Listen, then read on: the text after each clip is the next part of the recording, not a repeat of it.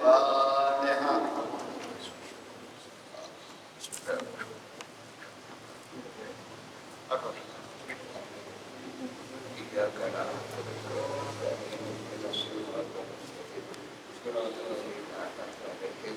غير المغضوب عليهم ولا الضالين آمين. بسم الله الرحمن الرحيم. الحمد لله رب العالمين، والصلاة والسلام على سيدنا محمد وعلى آله وصحبه أجمعين.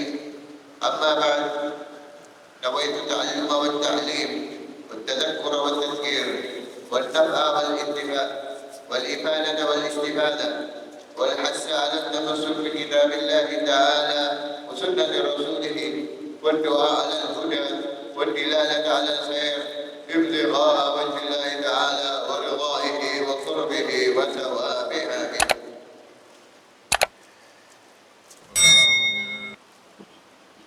Alhamdulillah, di malam hari ini kita lanjutkan ta'lim di dalam kitab Bidayatul Hidayah, yang mana kita sampai di adabul istidad li sairus salawat.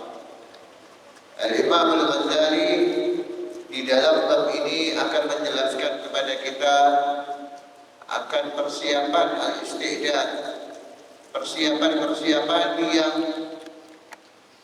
selayaknya kita lakukan apabila akan menghadapi atau menghadiri sholat dalam sholat 5 waktu, khususnya sholat berjamaah dan sholat 5 waktu. Di sini Al-Imam Al-Ghazali akan memulai daripada waktu zuhur, yang mana waktu zuhur ini adalah awal salat fil Islam. Pertama kali adanya salat dalam Islam yang paling nampak itu waktu zuhur. Karena setelah Isra Mi'raj, Rasulullah SAW diajari tata caranya sama malaikat Jibril dan diawali itu daripada waktu zuhur. Sini beliau mengawali daripada waktu zuhur apa saja yang perlu kita persiapkan untuk melaksanakan salat zuhur. Melanjutkan daripada urutan jam-jam yang kemarin, ya, jadi ini kitab Bidayatul Hidayah ini sebenarnya urut dari bangun tidur sampai subuh, sampai terbit matahari, sampai salat duha, sampai mau waktu zuhur.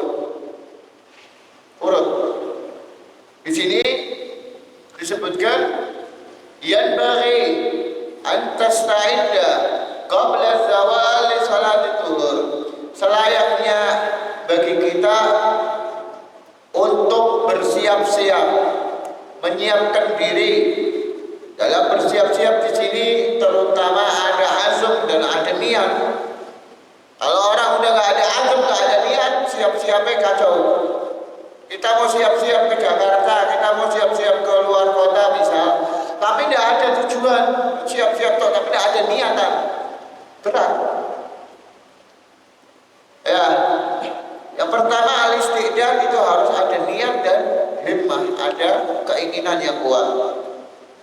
Apa itu qabla zawal? Sebelum waktu zawal, yakni zawal syams itu mail syams an wasfi sama ila jihadil maghrib.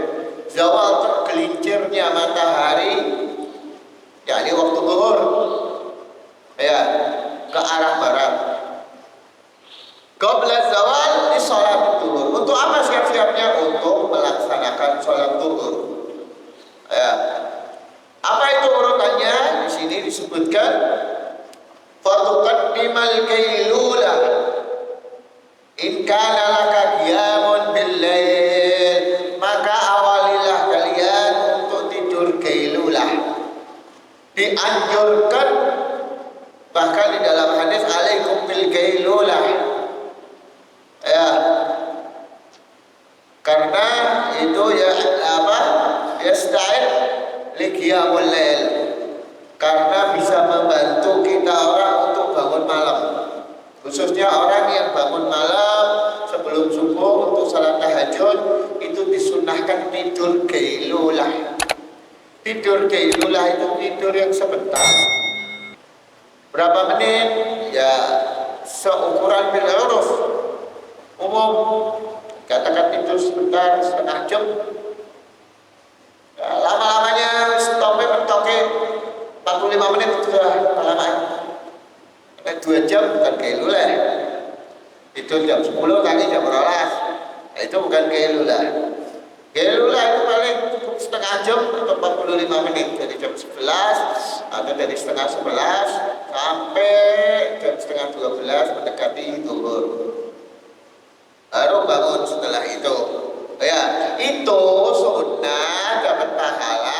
Nih, malamnya kita bangun tahajud, au saharun fil khair, ataupun begadang di dalam hal-hal kebaikan. Bukan begadangnya main kartu, bukan begadangnya apa kayak main game dan lain-lain, bukan. Begadangnya untuk muthala'atul kitab, untuk menghafalkan kitab, untuk menghafalkan Al-Quran, atau apa pokoknya yang bagus untuk masalah yang muhimmah di dalam agama. Seperti Al-Imam Syafi'i itu diriwayatkan beliau setiap malam itu membagi malamnya dengan 3. Sepertiga malam pertama untuk tidur, sepertiga malam kedua untuk muthala'atul kitab, untuk wasul masail, bahas masalah-masalah. Sepertiga malam akhir sama Imam Syafi'i untuk sholat malam. Nah, kita mau tiru bisa. Dan itu yuris futuh al-arifin. Itu bisa menyebabkan futuh, dibukakannya kefahaman bagi kalian, bagi kita semua, akan ilmu-ilmu yang bermanfaat bagi kita. Ya, ini futuh dibukakan, diberikan ilmu laduni sama Allah Subhanahu wa taala. Bangun malam ya mulai. Bahkan kami dengar dari sebagian guru-guru kami itu Darul Hadis, Profesor Dr. Abdurrahman Abdullah bin Abdul Qadir bin Fakih, ya, Habib Abdullah bin Fakih muhaddis. Itu yang ajar sekolah begini. Ta'limnya jam 12 malam. Ta'lim fikih, ta'lim hadis jam 12 malam baru mulai. Kita orang jam 12 malam kan ngaji. Wah, ngel. Jam segini ngel. Itu lisaharun au saharun fil khair. Maka disunahkan kita keilulah. Kalau tidak disunahkan. Fa inna fiha, karena apa kok disunahkan? Karena ini yang sesuai dengan hadis Rasulullah, fa inna fiha, karena di dalamnya, yakni di dalam keilulah tadi, kalau kita tidur keilulah itu apa? Ma'unatan ala qiyamul lail, bisa menolong kita untuk kuat, untuk seger di dalam bangun malamnya. Kama anna, sebagaimana anna fis sahur ma'unatan ala siyamin nahar, sebagaimana kalian makan sahur itu sebagai penolong kalian untuk kalian puasa di siang harinya. Makan sahur jadi kuat. Sama tidur keilulah biar bangun qiyamul lail, salat tahajudnya kuat. Ya. Nah, kemudian wal kailulah min ghairi qiyamin bil lail kas-suhur min ghairi shaum bin nahar. Orang yang tidur keilulah tapi tidak pernah bangun malam, sama aja orang yang ikut sahur tapi puasa tidak ikut. Siangnya mokel, ya, tidak ikut puasa tapi malamnya sahur. Nah, ini sama, ya. Karena ini kedudukan keilulah dan sahur ini sama-sama sebagai pembantu atau penolong dalam qiyamul lail dan dalam puasa di siang harinya. Seperti itu. Kemudian setelah keilulah, usahakan itu seperti itu setengah jam atau 45 menit lah mentok. Ya, kalau memang kita tidak qiyamul lail, ya berarti kembali ke bab yang kemarin, sibukkan dengan ilmu, sibukkan dengan muthala'atul kitab, sibukkan dengan kasbul khair, kerjaan yang baik, cari nafkah yang halal, pokoknya segala sesuatu yang bermanfaat buat dunia dan akhirat kita. Itu disebutkan di bab-bab yang sebelumnya kemarin. Itu kalau yang keelulah. Kemudian di sini fastahid, maka usahakanlah, bersungguh-sungguhlah. Ini angel lagi. Kalau tiap kalimat fastahid ini sulit. Orang buat bersungguh-sungguh itu kuat teman-teman. Buat istiqomah itu angelnya teman. Apa itu? Ayastaiqidha qabla zawal. Bangunnya sebelum zuhur. Ada kepelatan bangunnya jam 2 siang. Ya bukan kelulah. Ya, tidurnya jam 11, jam 10, setengah 11. Bangun-bangun jam 2 siang. Nah itu udah dapat sunnah. Walaupun kalian malamnya tidur sholat tahajud. Ya, yang dikatakan kailulah itu tidur yang sebentar, bangunnya sebelum zuhur. Ya. Kemudian setelah kita bangun, apa yang kita lakukan? Wa tatawaddo, wudu'lah. Macam tadi ada. Ini kata Imam Ghazali di sini wudu langsung. Bangun tidur, qada'il hajat, tuntaskan hajat. Kalau yang mau kamar mandi, mau apa, selesaikan. Habis itu langsung bertawadhu, wudu. Wa tahdhur al masjid, datanglah ke masjid. Datang ke masjid. Ya, wa tusalli at-tahiyyah, salatlah 2 rakaat salat tahiyatul masjid. Kemudian apa? Wa tantadhirul muadzin wa tujibahu, tunggu adzan. Tunggu ini adzan, kemudian jawab adzan. Ini memiliki fadailul a'mal yang sangat besar. Fadilahnya kalau kita istiqomah datang ke masjid, melakukan wudu sebelum masuknya waktu sholat, kemudian kita menunggu di dalam masjid sampai adzan, sampai ikut sholat berjamaah. Wah. Itu di dalam satu hadis disebutkan kelak bakal dibangkitkan wa wajhahu kal badr, wajahnya seperti cahaya bulan purnama. Ada yang mengatakan kasyams, seperti cahayanya matahari. Orang mau lihat silau. Ya, itu di dalam hadis itu orang yang gemar ambil air wudu sebelum masuk waktu sholat, kemudian dia datang ke masjid, duduk sholat tahiyat masjid, duduk menunggu adzan, kemudian menjawab adzan dan sampai sholat berjamaah, itu pahalanya besar banget. Ya, itu nanti di hari kiamat itu wajahnya yang paling bercahaya. Seperti itu. Ya. Kemudian ini kalau kita amalkan, ya Allah. Ini kalau kita istiqomahkan, ya jadi wali, ya. Jadi wong saleh. Teman. Ini bidayatul hidayah, ilmu yang mahal. Kita orang di sini diajar gratisan. Ya. Mau nungguin apa lagi? Pingin apa lagi? Ini ya Allah, ilmu yang berisi amalan-amalan yang buat kalau kita benar-benar ngamalkan alus surga ini. Gampangnya teman. Akan dikasih hidayah sama Allah Subhanahu wa taala. Makanya kita hadir di majelis, kita niatkan buat amalkan. Namanya ilmu, kita mau jadi orang alim, mau jadi apa? Mantap, sulit. Beneran sulit. Wong alim tidak ada ijazahnya. Paham? Orang alim tidak ada ijazahnya. Kalau ijazah itu bisa dibeli, iya kan? Titel, pangkat bisa dibeli. Tapi kalau dikatakan orang yang benar-benar alim dalam ilmu, harus benar-benar kalian mengorbankan jiwa raga. Harus.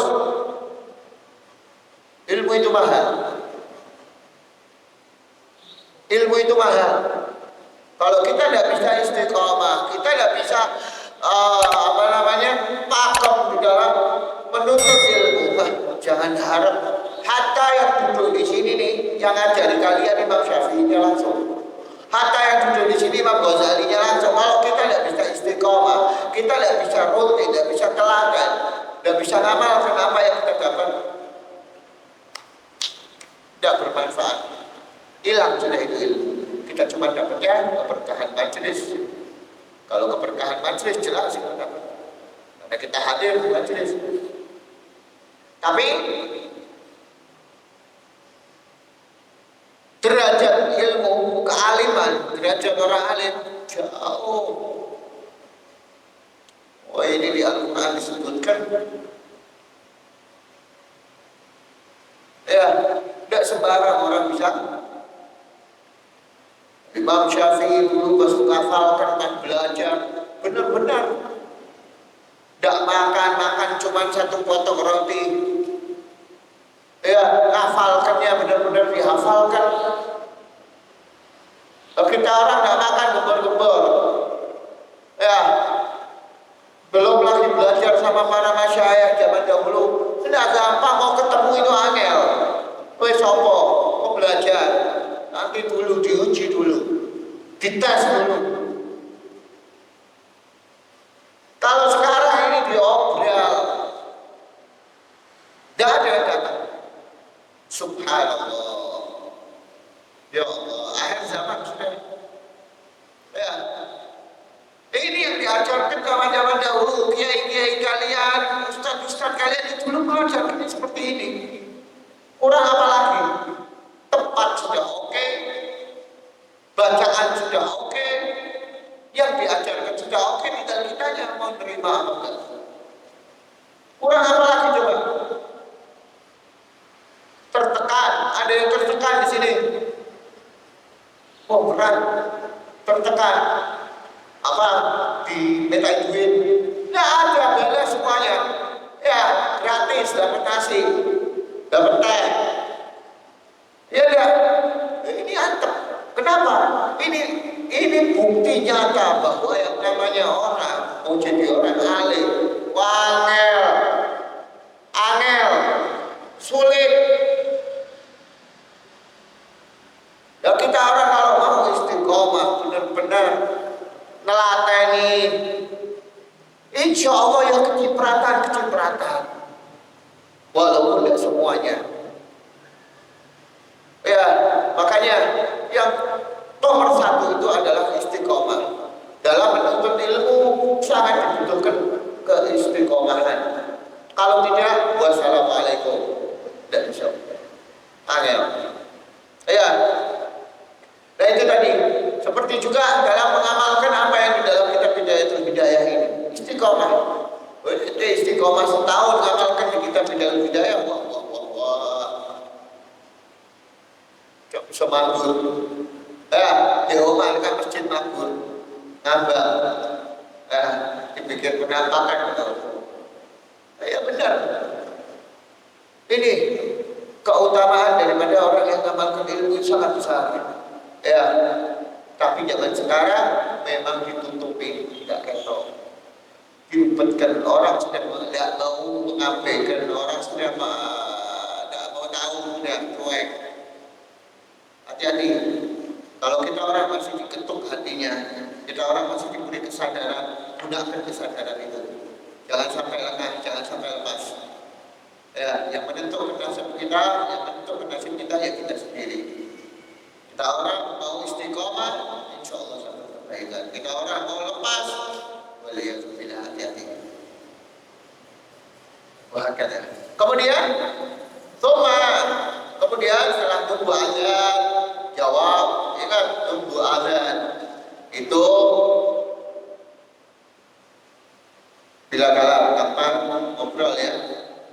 Karena ngobrol di waktu azan itu bisa menyebabkan su'ul khatimah bila dzalik. Ya, ini ada azan, jangan ngobrol, bahkan baca Quran aja sudah berhenti. Kecuali sholat atau di kamar mandi. Kemudian tujib jawab azan. Kemudian jawab doanya juga, baca doanya.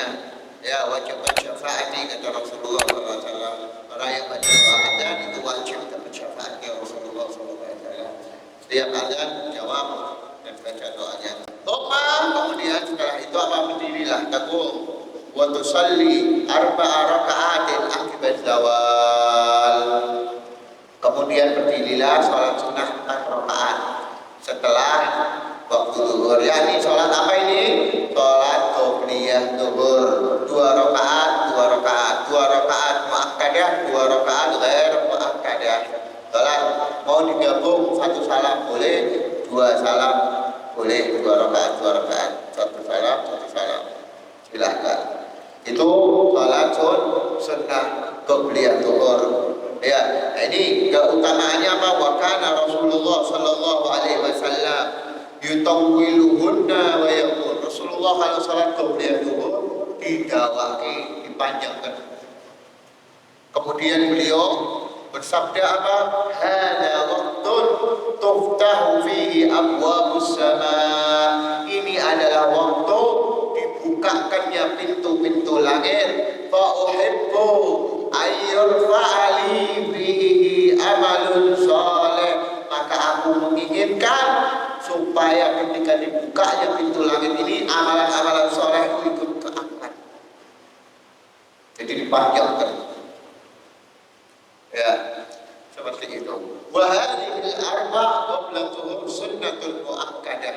Ini 4 sunnah muakkadah, akan tetapi yang utamanya 2 rakaat sunnah muakkadah, 2 rakaat sunnah ghair muakkadah. Itu. Fafil khabar, dan di dalam hadis lain tentang keutamaan ini salat qobliyah zuhur, anna man shallahunna wa ahsana ruku'ahunna wa sujudahunna shalla ma'ahu 70 alf malak yastaghfiruna lahu ila Allah. Siapa orang yang sholat sunnah qobliyah zuhur 4 rakaat dan dia benar-benar membaguskan rukuknya, khusyuk, benar-benar tumaninah di dalam rukuknya, di dalam sujudnya, setiap sujud dan setiap rukuknya, shallamahu, maka ikut sholat kepadanya 70.000 malaikat, yang mana 70.000 malaikat yang sholat bareng sama dia itu memohonkan ampun untuknya sampai malam. Ini disebutkan di dalam hadis keutamaan sholat qobliyah zuhur. Karena dari itu amalkan. Ya, yang belum pernah mulai sekarang amalkan qobliyah zuhur. 2 rakaat sih, 2 rakaat sih. Nanti kalau bisa 4 rakaat, 4 rakaat langsung monggo. Kemudian setelah 4 rakaat, sholil fardhu ma'al imam. Sholat fardu bersama imam. Ya,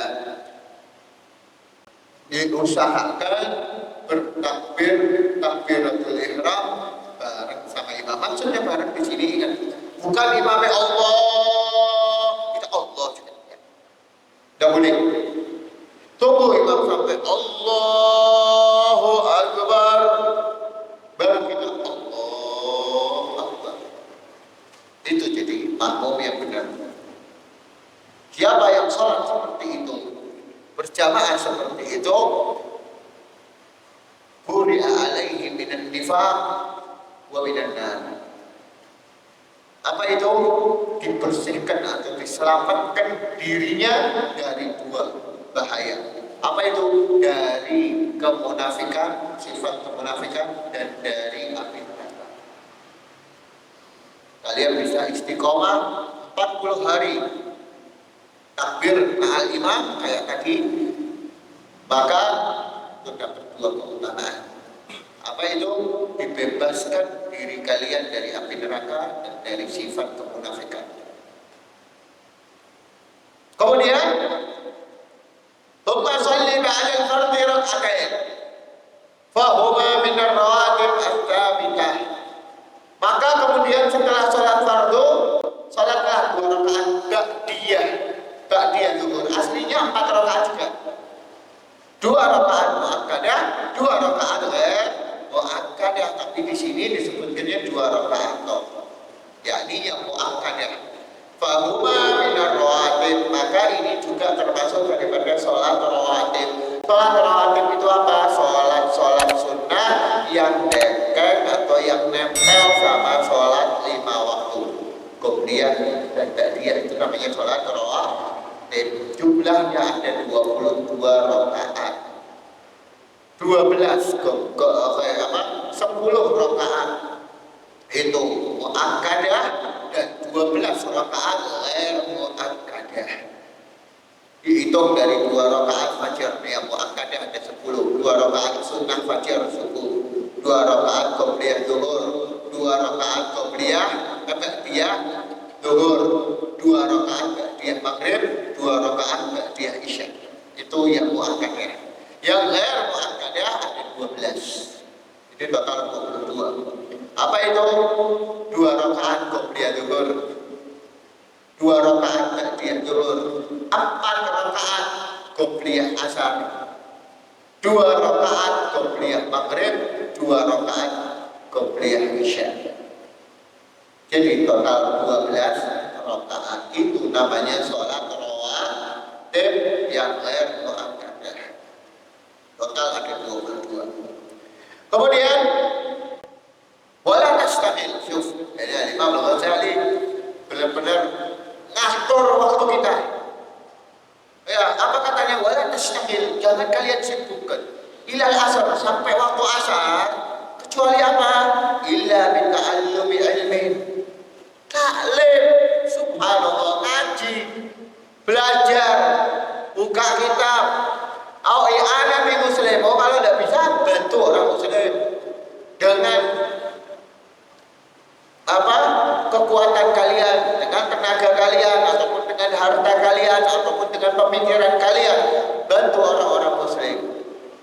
Ya, seperti kemarin keutamaan orang yang al-masyu ala hajah akhi muslim.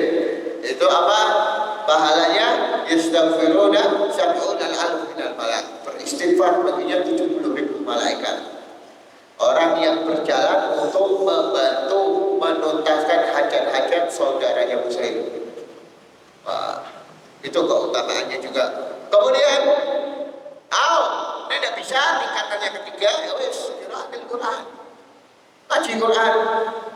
Baru zuhur, tekan asar, pirang juz. 3 juz. Monggo. Ini kalau kayak gini pas Ramadan tak bisanya. Setelah Ramadan, wallahu a'lam.